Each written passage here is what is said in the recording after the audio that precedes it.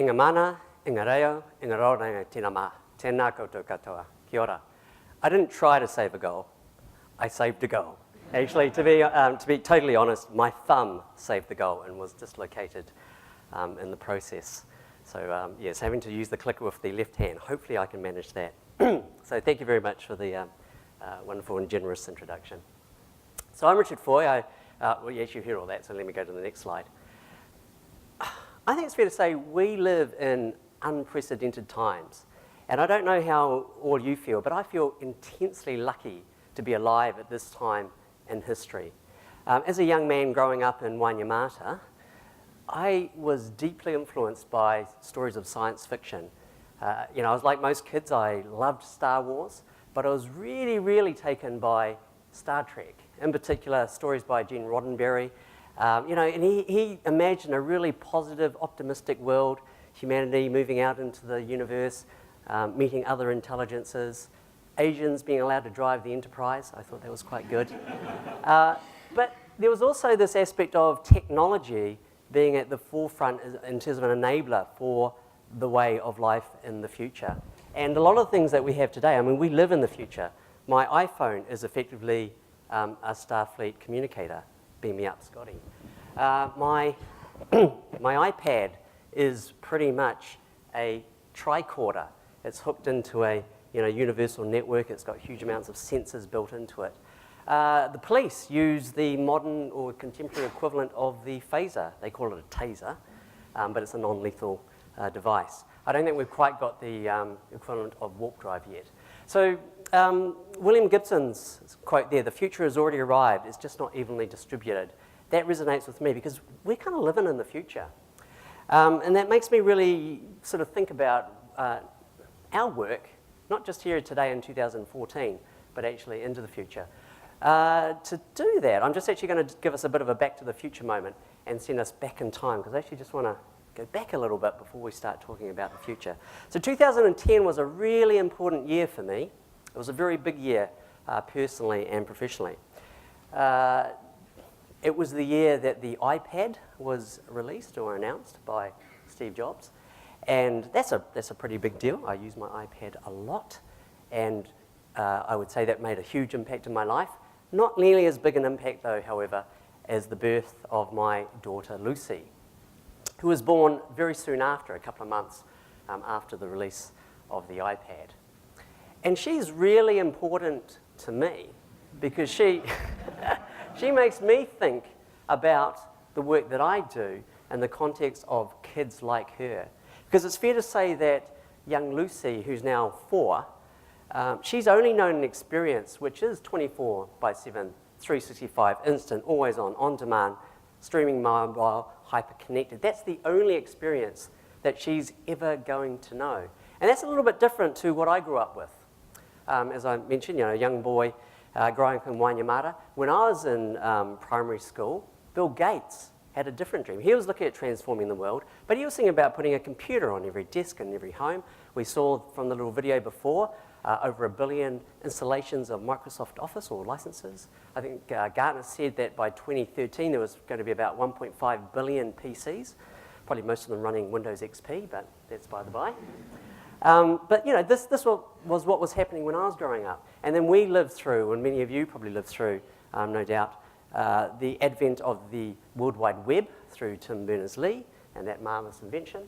And then only a few years ago, it was only 2007, as mentioned in that video, that Apple changed that whole paradigm. Not a computer on every desk and every home, but a computer in every hand and every pocket.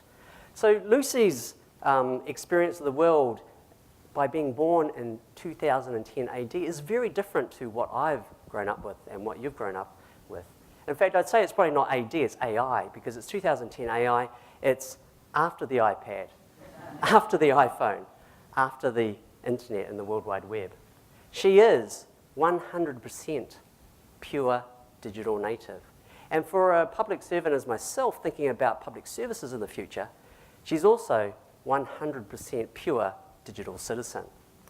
And that means that over the next 20-odd years, Lucy is going to have a whole bunch of experiences with government, whether she wants to or not, whether she does those directly or indirectly. where, you know, she's going to be known to government, she's going to be needing to access services. She's already known to us because she's got an NHI number. She's going to start studying and start sitting examinations, probably NCEA in 2024. By the time she's 16, she's going to want to learn to drive and get a driver's license. Maybe start thinking about higher education, getting a student loan, student allowance, being eligible to drink, to vote, to exercise her civic responsibilities. Start paying taxes, because hopefully she'll start earning her way and get a job. Wanting to travel, need a passport, go overseas, meet someone, fall in love, get married, have children, and that's where the happy story ends for now.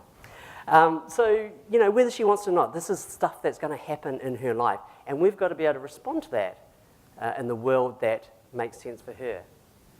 And some of that might be through these kinds of devices, though most likely for someone of her age and her generation, at, you know, the tender age of 4, she is much more adept at tapping and swiping and gesturing her way through a touchscreen world than she will ever be using a mouse or a keyboard.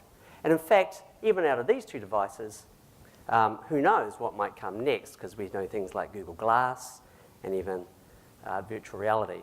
But even if we stuck to these two, I'm pretty clear that probably this device will most likely be the predominant viewport that Lucy has into her world, which is a little bit frightening. I don't know about many of you, but I know that my phone, don't know if this is a good admission, is probably the first thing I look at in the morning and probably the last thing I look at night.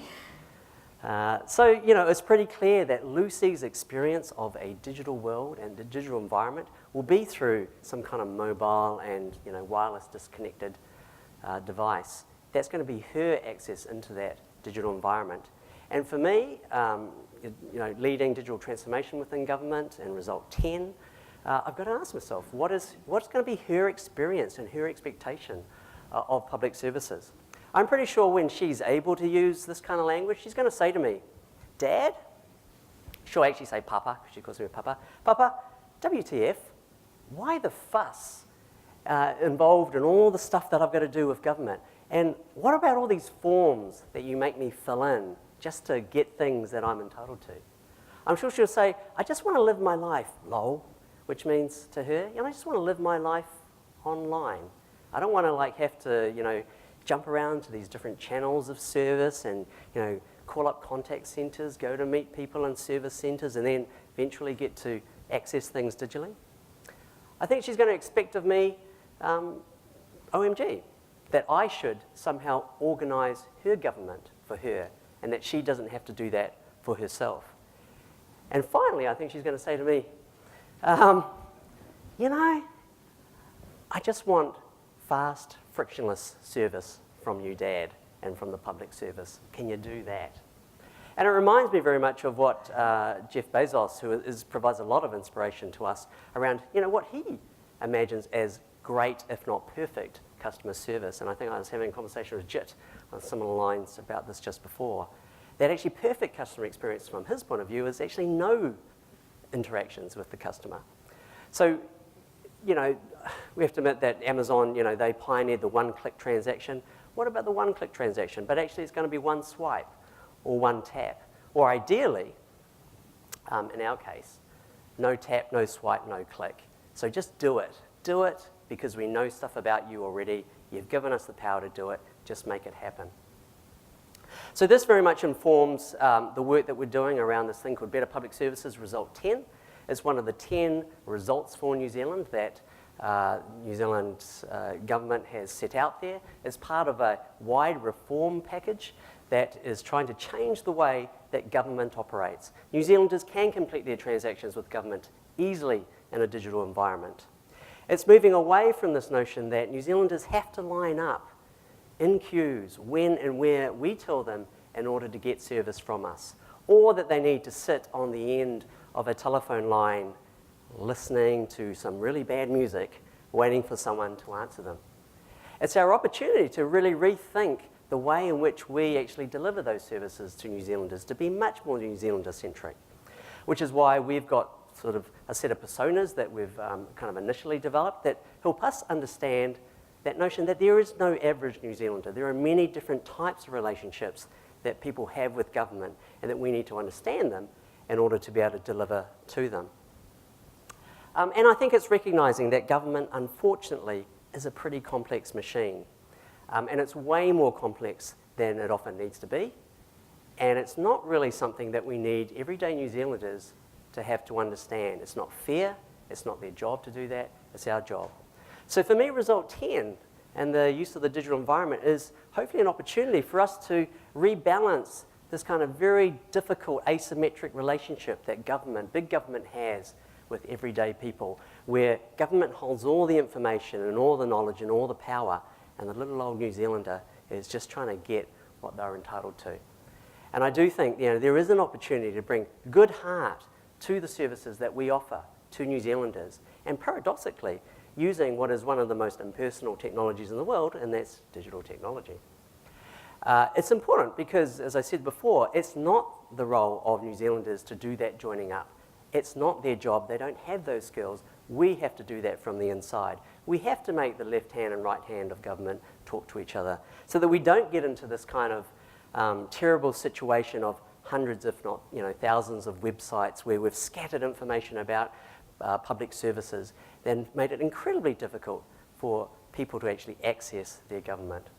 And it's about moving New Zealand government and the public service into much more of a unified team, where we work together around delivering integrated services and service experiences that actually make sense for people, that are meaningful to people in the channels that they're already used to working in and at the moments in their lives when it's most useful. So we've kind of encapsulated that in terms of a vision for Result 10. I call this 3D or digital 3 dimensions. The first dimension is how we think about the customer vision, how we want New Zealanders to be through the work we do. We want to make it so easy for New Zealanders, so easy, that they would choose to use digital services and digital channels from government. That means we need to design the services in the right way, so our service vision is being digital by design, designing very intentionally for that digital environment so that they're actually exploiting the very best that digital channels and devices and media and interactivity can provide. And then at a system level, how to make New Zealand government and the public service itself digital by default. And this comes from the ICT Strategy and Action Plan that the GCIO has put out, but it's actually just going that next step further is what are the capabilities, what's the right thinking and ways of being that government needs to be also digital by choice and digital by design. And that may sometimes mean working with partners. I show an example here of an Air New Zealand site there. But instead of having services of government purely available through government channels, what if we made them open so they could actually be embedded in other channels through other organisations, partners, which are actually maybe more meaningful. So if I'm booking some travel to Shanghai, I might want to check that my passport's going to be valid. I may wish to renew my passport if it's going to be expiring during that time of travel, or apply for a visa, or maybe pay for some fines that are outstanding that are going to stop me from going through SmartGate. And if I can create government as a service, then I might be able to embed government in an app, which may not even be our app. Of course, privacy is a big deal in this world, and we're really attuned to that. I think that privacy is probably one of those really difficult problems that has the potential to be one of the sort of moral panics of our generation if we're not careful, and if we don't think about it very carefully. We know from research and from talking to customers that the internet is still a pretty scary place for a lot of New Zealanders, and it probably will be for quite some time.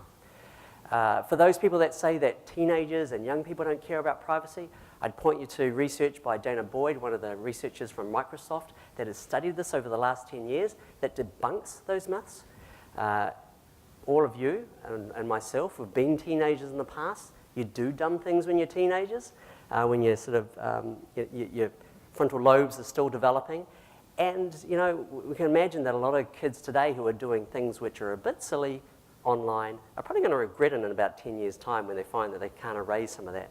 So research tells us that, yeah, people actually do care about privacy. It's still something that is very much present.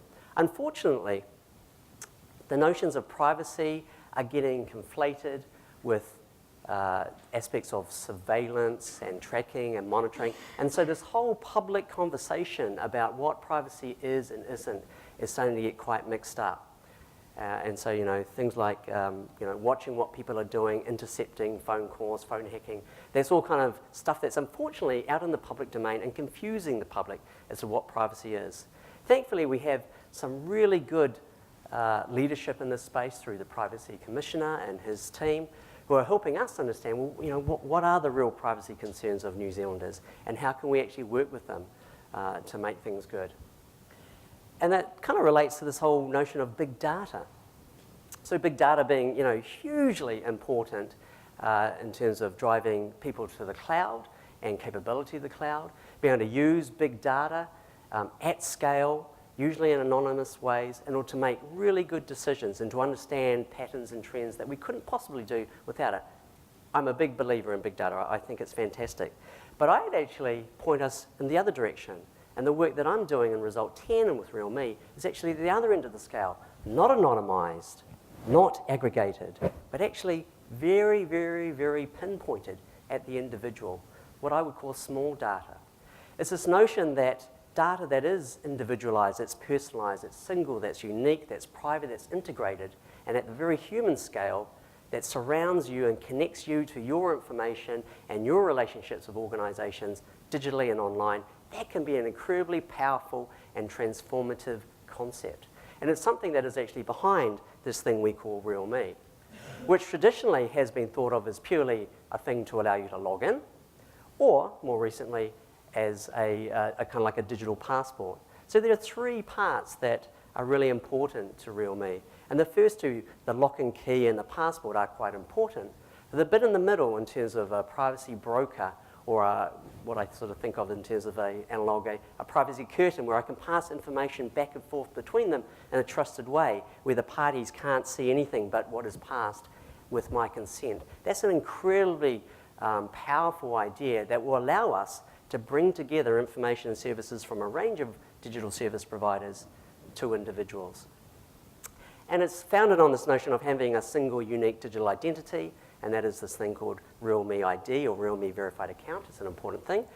It allows us to identify a person uniquely within a population and to ensure that they have one and only one unique digital identity. If we maybe take the thing a little bit too far, this idea that one digital identity that is of high enough strength can be very, very useful and very, very powerful. And I would add that a unique identity is not the same. It is actually not a unique identifier. So we've managed to create something that allows you to prove who you are online, can unify and connect up all your information, but is in no way a unique identifier. So it lives very, very happily within the privacy conditions and constraints and rules that we live in. So with single unique identity, it's not an identifier. We don't get that kind of big brother thing. And so it's this idea of actually thinking about enabling digital transformation, this Result 10 goal, through something that we think of, which is RealMe, much more as a platform which provides an identity-enabled, privacy-protected, consent-based integration of digital information and services from a set of providers on one side to a whole bunch of people on the other side. And in fact, I have a dream that one day Lucy will be able to have that kind of unified, connected experience with government. But actually, it doesn't just have to be government service providers. Those digital service providers could be from the private sector. We have banks who currently use RealMe for identity purposes. It would be very straightforward to extend that so that other personal information about an individual could be federated with consent into new services with RealMe. So that's small data. And that's where I really how I wanted to end today, was just sort of talk through, I guess, the big opportunities and the way in which we're seeing the world and the sort of conditions and changes that we need to be thinking about within government when it comes to digital transformation of public services for citizens. And then that idea that, hey, yeah, big data has a place, but actually we're focused on small data. And every agency out there that's actually part of Result 10 and even not part of Result 10 could actually help us on that journey towards small data. Thanks a lot.